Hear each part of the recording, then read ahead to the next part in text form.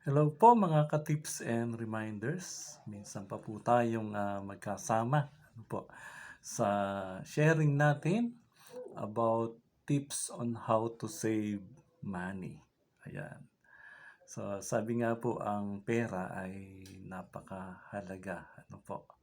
Huwag nga lang po magkaroon tayo ng love of money. Iba na pong usapan yon pag sinabing pagmamahal sa pera. So, ang pera ay mabuting alipin at tinuturuan din tayo ng banal na kasulatan kung papaano na gamitin sa ayos ang kaperahan.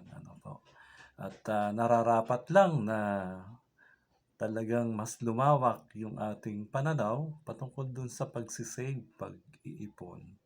Ayan.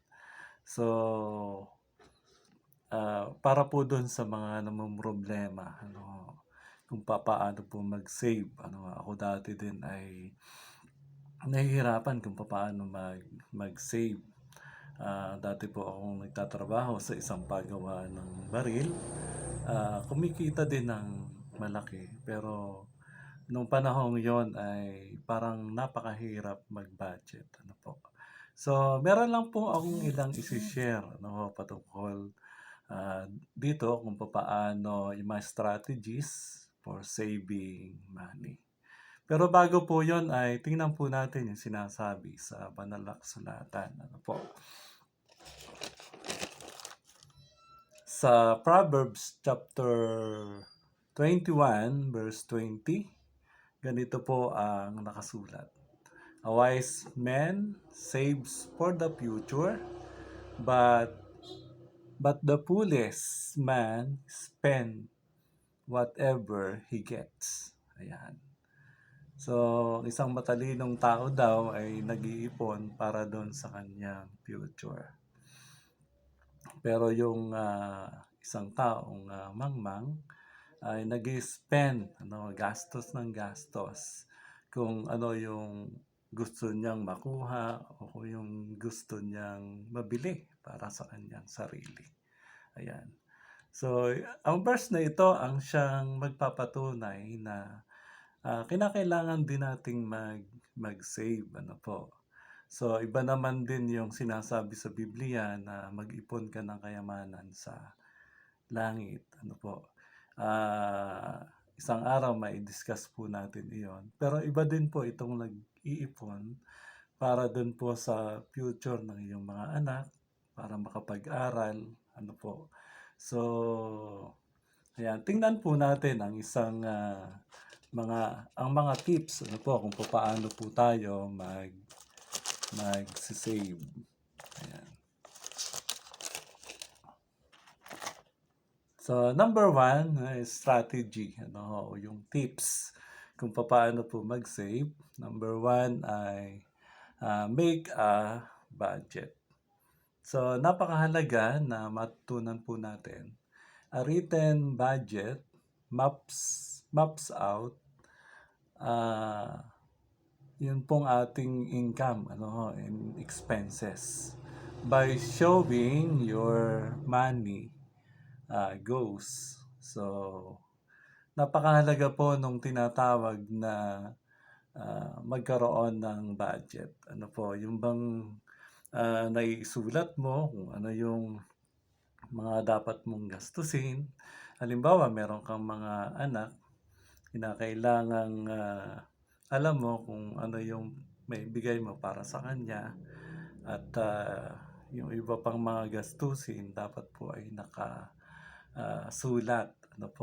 Napakaganda rin na ang nanay ay meron pong hawak palagi na isang notebook o isang logbook para doon po naisulat. Nakakapag-budget po siya.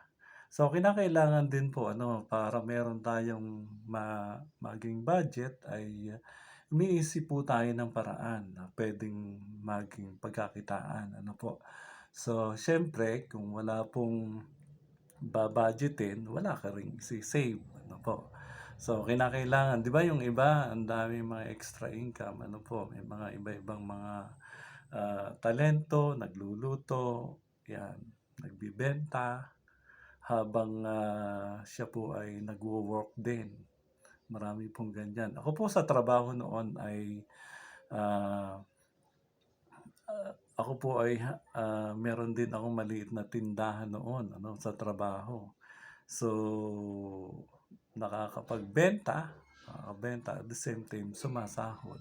So, number one ay make a budget. Number two, plan your savings. Ano, so, kinakailangan talaga nakasulat, nakaplano yung pag-iipon. Ano po. So, pag merong sobra, talagang kinakailangan po itong itago. Ano. Kinakailangan din na nag-i-invest ka. Pero iwas po, ano, iwas dun sa mga scammer.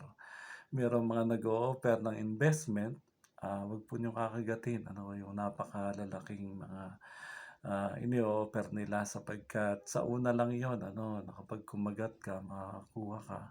Eh, paano na po yung mga huli ng mga tao nasasali, yun na po yung mga napapahamak. Kaya maging careful din ano, sa pag-open ng mga savings. Ayan. So, plan your savings. Iba din yung may extra kang ano pera, ano, yung mga nakasuksok. Ayan. Number three, eliminate your debt. Ano. So, yung utang, ito po yung number one na nagpapahirap para hindi po tayo makasave. Lalo na dun sa mga malalaking interes. So, eliminate po nyo yon ano, kung ano yung inutangan nyo na napakalalaki, ay talagang unti-unti nyo na naalisin. Ayan. Tandaan po, mga nanonood, kung gusto po nyo na makasave, ano, eliminate po nyo yung mga utang. Lalo na po yung sa credit card, ay grabe po yan magpahirap. Ano po. So, number four, cut extra spending. Ano.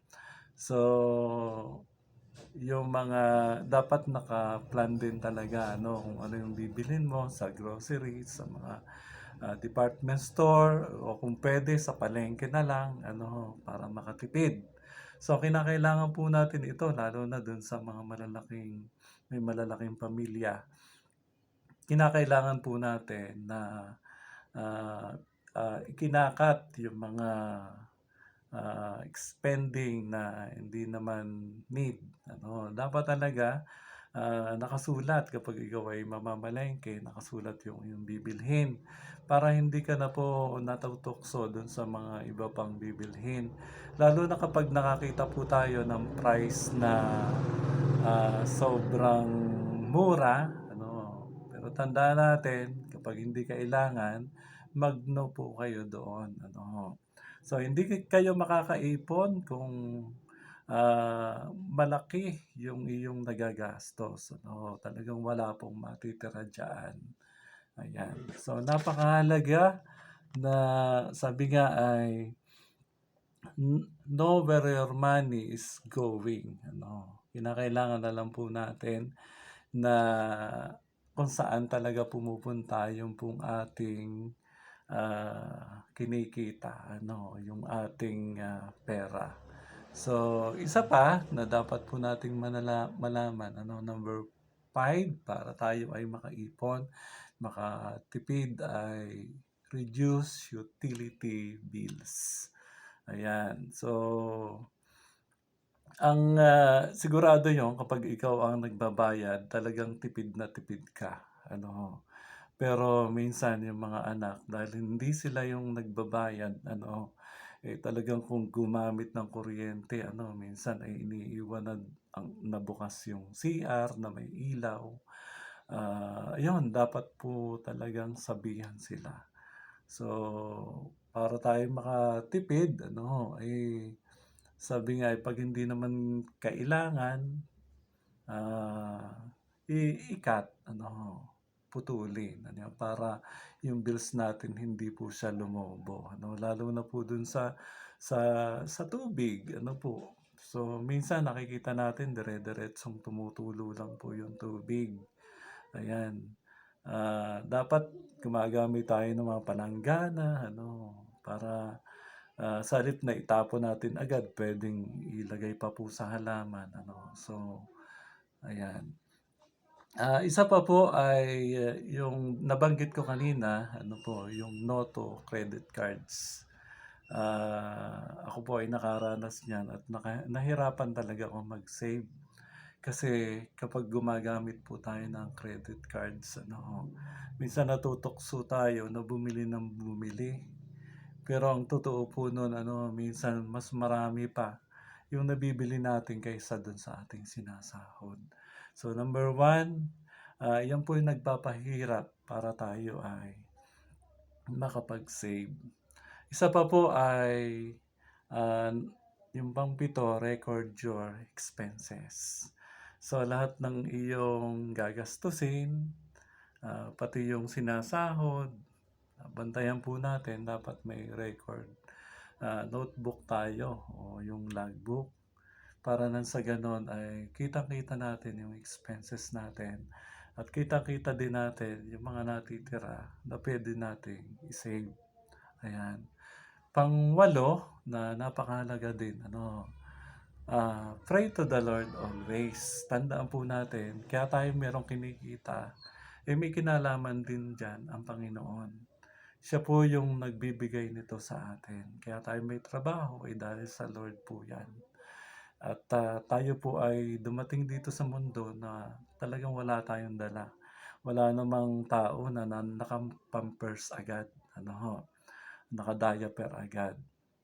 Ang tao nakikita natin na dumating na hubad. Kaya lang tayo nagkakaroon ng mga bracelet, ng damit ay dahil sa Panginoon sapagkat siya po yung nagbibigay nito. So, para tayo maka-save, lapit tayo din sa Panginoon.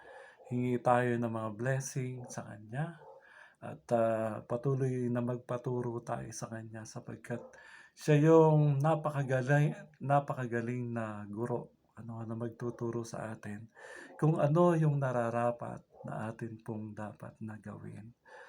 So, mga ka-tips and reminder, yan po yung tips ko ano, on how to save money. Kaya tandaan natin ano ho, wala tayong dapat na ipagpasalamat.